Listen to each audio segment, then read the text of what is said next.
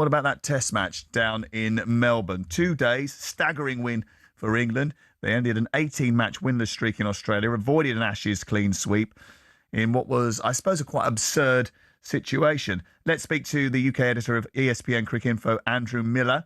Andrew, thank you very much for joining us again. How much of this was down to England and how much of this was down to the Curator?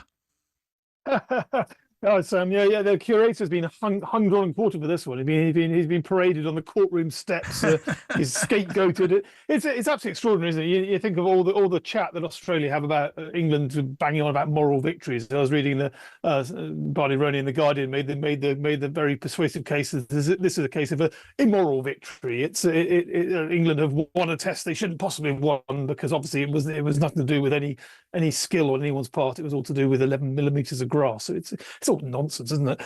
But yeah, it's been a ridiculous series. But England are on the board, first time in 15 years. So I guess we've got to be excited about that. But yeah, it was a bit of a weird one. I won't pretend. Yes, and even weirder was the fact that yesterday, the Melbourne Cricket Ground head curator, that means groundsman, by the way, Matthew Page, held a press conference on Sunday to talk about the state of the wicket.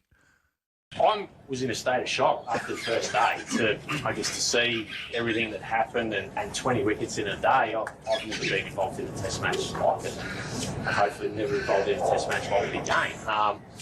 It was a roller coaster ride for 2 days. We'll learn from it, we'll grow from it, we'll get better at it, just like we have over the past years. So this hasn't gone as we planned. We will look at the data, we will analyse and we will look at, what we need to do now to improve to ensure that, next year is a success for us.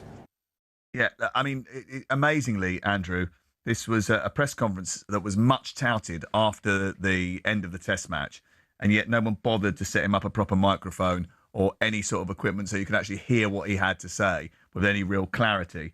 There was 10 extra millimetres of grass left on the surface.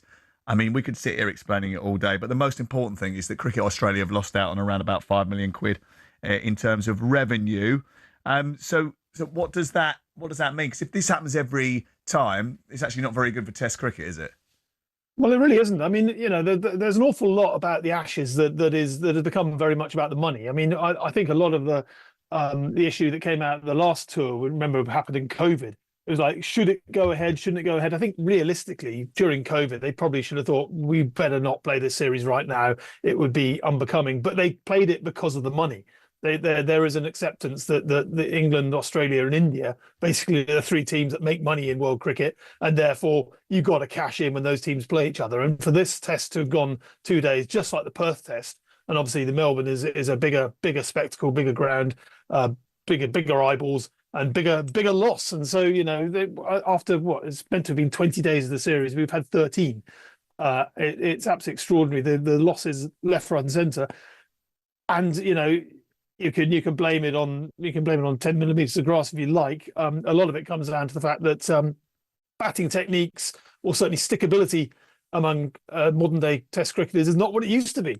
Ironically, one of the reasons why they left so much grass on this pitch was that 8 years ago, Alistair Cook rocked up on a pitch that had barely any grass and batted so long and so boringly for a ground record 244 that they vowed, we're never going to let this happen again. And you be careful what you wish for, don't you? I think they would rather have Alistair Cook boring everyone to death for 5 days than a game that goes only 2 days.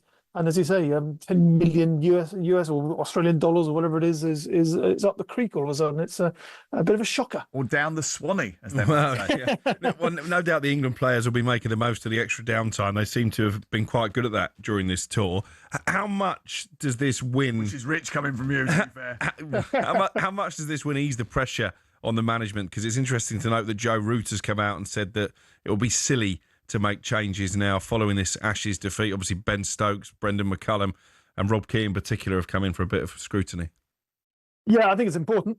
Genuinely, I do think it's important. I mean, amid all the navel gazing from Australia, it's even easy to overlook how rare it is for England to win in Australia. First time, as I say, in 15 years, and therefore it does count for something. And it was a vindication of the methods that England went into the series with, albeit they forgot to play this way for 3 tests and screwed up their chance in the series. But fundamentally, the way they wanted to play in the Bazball era was to make every single game a crapshoot. They wanted to reduce the margins so much that it's almost like walking across a tightrope all the way. You might fall one way, you might fall the other, but if England rush through the match, they've got a better chance of coming out on the right side rather than stringing it out over 5 days and probably being out-muscled by a team that knows its conditions better. So, you know, the speed in which this unfolded lent into everything that England have done pretty well over the last 3.5 years. And obviously their run chase in that final innings, they had to score the highest score of the match, 175 to win it.